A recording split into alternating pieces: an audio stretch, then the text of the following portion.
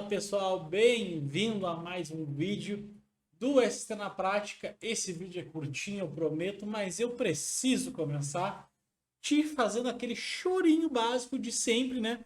Deixa eu até me preparar na câmera que fica um pouco mais bonito, né? Não pode fazer mágica, mas te inscreve no canal, dá o teu like, conhece o nosso site stnapratica.net, deve estar aqui embaixo, rodando aqui o gifzinho, né? Então, acessa o nosso site, dá uma acessada no site lá, inscreve no canal. Cada vez que tu dá o teu like aí, inscreve no canal, o algoritmo faz o quê? Ele ajuda o canal a crescer e eu tenho certeza que vai gerar muita coisa legal aqui no canal para ti, estudante de TST, profissional, enfim.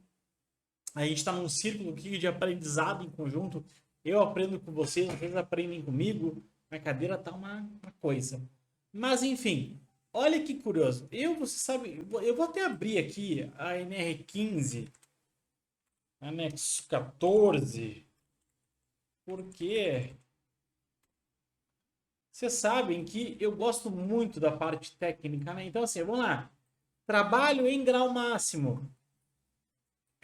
Salubridade em grau máximo.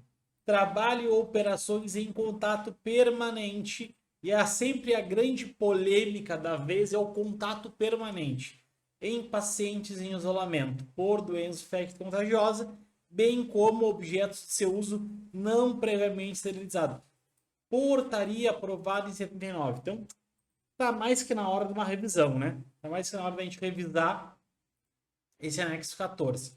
Agora, vamos aqui para, né, para a notícia. A notícia é interessantíssima. Por quê? Porque sempre que tu vai lá e faz uma perícia, perde a perícia, tu faz uma impugnação, ou tu faz um parecer técnico, né, para desdizer, digamos ali, o laudo técnico do perito, enfim, tu sempre te baseia no que está na norma. E aí vem essas coisas do Tribunal Superior do Trabalho, do TST, que jogam um balde de água fria no trabalho técnico, que eu fico muito pé da vida. Por que não modifica? Por que não revisa logo esse anexo 14 NR15? Isso para mim tá mais que na hora. Mas vamos lá. Auxiliar de enfermagem receberá adicional de salubridade em grau máximo.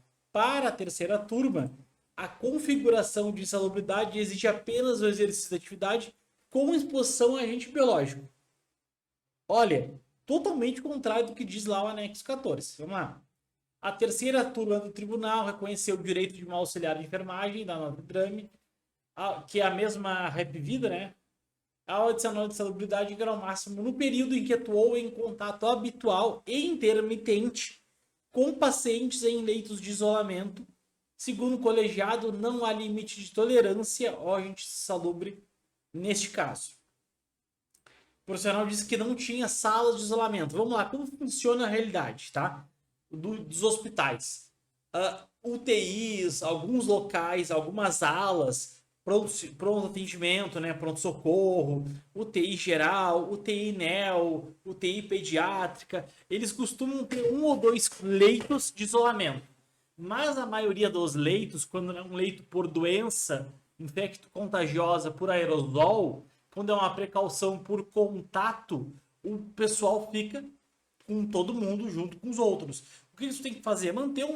As pessoas vão ter que manter ali um metro, metro e meio de distância para não ter aquele contato, seja por contato mesmo com a pessoa. Então, se é por aerosol ou por gotícula, que costuma ter um isolamento privado. Auxiliar, mas concordo que ainda segue o isolamento. Mas o grande X da questão não é nem o isolamento, tá? Eu vou chegar lá. A auxiliar afirmou que na reclamação que trabalhou no setor de maternidade não costuma ter caso de isolamento, tá? Não é comum. Aonde é comum ter casos de isolamento? UTI geral costuma ter mais casos de isolamento, tá? Por que eu tô dizendo que não costuma ter? Porque eu trabalho em hospital, eu conheço a realidade. Setor de maternidade não costuma ter crianças e bebês em caso de isolamento. Clínica médica é aquele paciente pós-cirurgia, em recuperação, tá? Costuma ter, mas não é a maioria dos casos. A maioria dos casos são pacientes em UTI geral, tá? Por 7 anos, em contato habitual e permanente com doença. Agora eu te pergunto, como que tu comprova que é isolamento? Porque o contato, quer dizer, como tu comprova que é permanente? Porque o contato permanente, ele quer dizer que tu trabalha pelo menos mais que a metade da tua jornada atendendo aquele paciente em isolamento.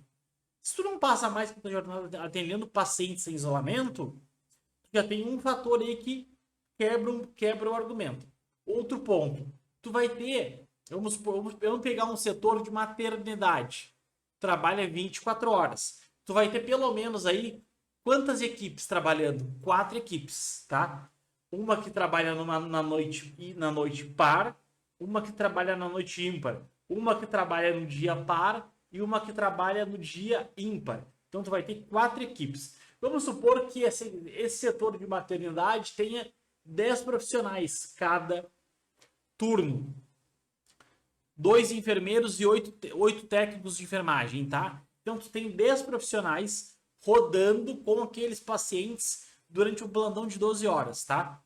Então assim, durante 12 horas tu tem 10 pessoas fazendo rodízio entre os pacientes. Será que realmente que durante os 7 anos que ela trabalhou, durante 7 anos, ela só trabalhou na maternidade na clínica e durante 7 anos a maioria dos atendimentos dela foi caso de pacientes em isolamento e dos 40 profissionais que estavam na maternidade ou na clínica médica, só ela atendia paciente em isolamento? Que se, vamos supor, se quase todo mundo atende, então aquele setor só tem paciente em isolamento, então transforma o nome do setor de maternidade em área de isolamento. Esse tipo de coisa tem que ser vista, sabe? Sustentou que a empregada recebia EPI, tá, isso não vai fazer diferença porque tu não paga nem grau médio, tá? Isso aqui não faz diferença nenhuma, tu não paga nem grau médio. E que os 40% seriam devidos apenas se ela trabalhasse de forma permanente. Sim, é o que a norma diz. O juiz do primeiro grau e o tribunal indeferiram o adicional, segundo a ideia de risco acentuado que justifica o grau médio só ocorre no contato permanente. Sim, é o que está na norma. Olha, o juiz de primeiro grau e o tribunal foram coerentes. Caso contrário, há risco geral, já contemplado pelo adicional de grau médio. Que já, sim, o risco geral está o grau médio. E aí vem o TST e faz essa cagada. O relator do recurso, o ministro Alberto, que com certeza não conhece nada de hospital. Eu tenho certeza que o ministro não conhece nada de hospital. Se eu pesquisar aqui o ministro não conhece nada de hospital. Tenho certeza, tá? Hospital, saúde. Tenho certeza que o ministro não conhece nada de hospital. Ele disse que explicou que aí o ministro que não conhece nada de hospital, nada de risco biológico, que não é um profissional técnico, explica que a NR15 classifica como insalubridade de grau máximo ou as operações em contato com o paciente em isolamento por doença contagiosa. Não é? No caso de agente biológico, afirmou que não existe limite de tolerância, é óbvio. Para a configuração da salubridade, basta exercício da atividade em quem ocorre a exposição ao agente, ou seja, a análise é qualitativa. E foi feita uma análise qualitativa, né? Segundo o relator, a questão não cuida apenas de aumento. Claro que é um aumento de remuneração. Porque se tu for te basear com base na classificação, tu tem que estar em contato permanente com o paciente de isolamento. Esse tipo de coisa gera muita insegurança jurídica. Ah, Bruno, mas tu tá indo contra, é um direito profissional. Revisa a norma. Eu não discordo. Para mim tem que revisar a norma. O que eu não concordo é o que está escrito não ser cumprido. Senão o direito se aplica para cada pessoa de um jeito. E aí não é direito. Então assim, muda a norma, faz o que tu quer fazer, elimina o grau médio. Ó, atividades em área hospitalar ou em mente de saúde não existe mais grau médio. É grau máximo para todo mundo. Bota na NR15 isso, bota no Annex 14 isso. Beleza. Não existe mais o dilema. Todo laudo a gente vai enquadrar como grau máximo. Ponto. Acabou o dilema. Por quê? Porque senão gera essa insegurança jurídica, ó.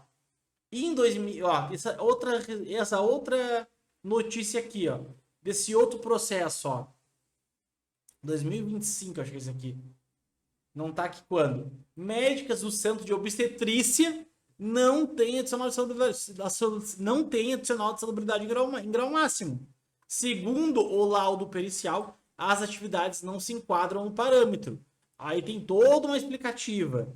As duas médicas atuavam e recebiam grau médio. Elas alegavam que exercia atividade de extremo risco à saúde, atendimento de emergências ginecológicas, com sangramento, cirurgia de abscesso, tumores. Nada disso é isolamento. E de pacientes com doenças infecto-contagiosas. Normal. Inclusive AIDS, normal. AIDS tem que isolar, a gente tem que isolar as pessoas de AIDS. Talvez se a pessoa está com HIV, está com a doença de AIDS, está com a doença AIDS, ela vai ser isolada num local porque ela é imunossuprimida, ela está, né, vulnerável, mas não porque ela vai contaminar uma pessoa pelo ar, por uma gotícula, enfim. O laudo pericial, a gente vai ter que isolar todo mundo que tem HIV, a gente vai ter que isolar, então as pessoas não se misturam mais. O laudo pericial, tá, enfim, um perito afastor grau, um perito razoável. Olha, é difícil achar colega razoável. O laudo pericial avalia funções reais. E aí aqui foi o ministro, tá, aqui foi que segue aí o cúmplice, tá? Não havia indicação de que elas tinham contato permanente com pacientes sem doença infecto-contagiosa. Então, assim, isso gera insegurança jurídica. Então, para você entender, quando você for fazer um laudo, se você for engenheiro, médico, você sabe mais que eu, né? É um BOzão. Esse troço aqui, insalubridade em hospital, é um BOzão. É que nem quimioterápico, o pessoal reclamando que não recebe insalubridade. Ou, quer dizer, que recebe insalubridade e nem tá no anexo lá dos químicos de insalubridade. Tem que fazer uma baita de uma costurada para poder enquadrar. Mas, enfim, assunto para outro BO. Mas, tá aqui, um BOzão. Deixa aqui tua opinião aqui embaixo nos comentários. Um forte abraço. Até o próximo vídeo.